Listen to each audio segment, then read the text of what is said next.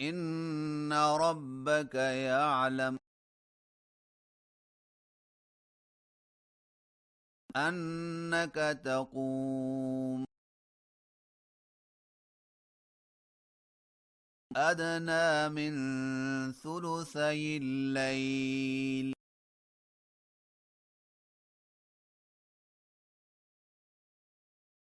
ونصفه وثلثه وطائفة من الذين معك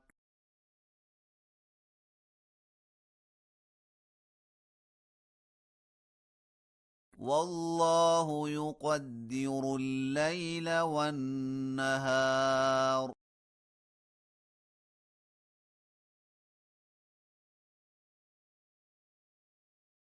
علم أن لن تحصوه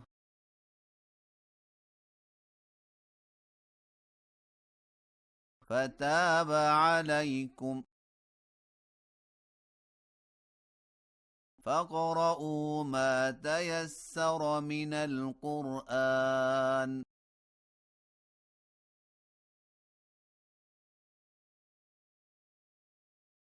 علم أن سيكون منكم مرضى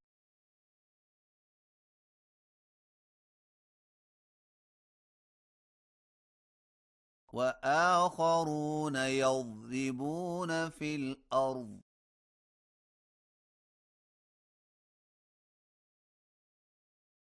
يبتغون من فضل الله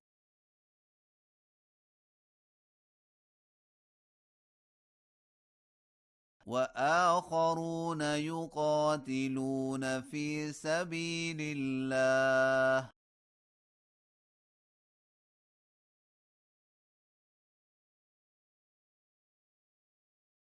فاقرؤوا ما تيسر منه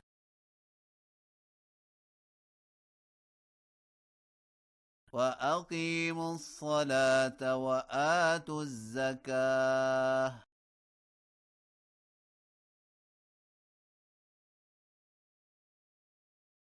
وأقرضوا الله قرضا حسنا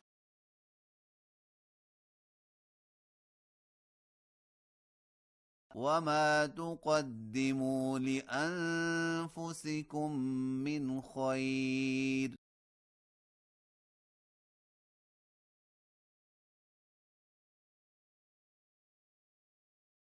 تجدوه عند الله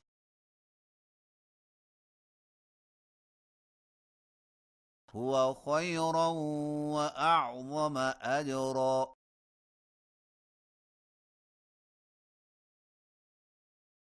واستغفروا الله إن الله غفور رحيم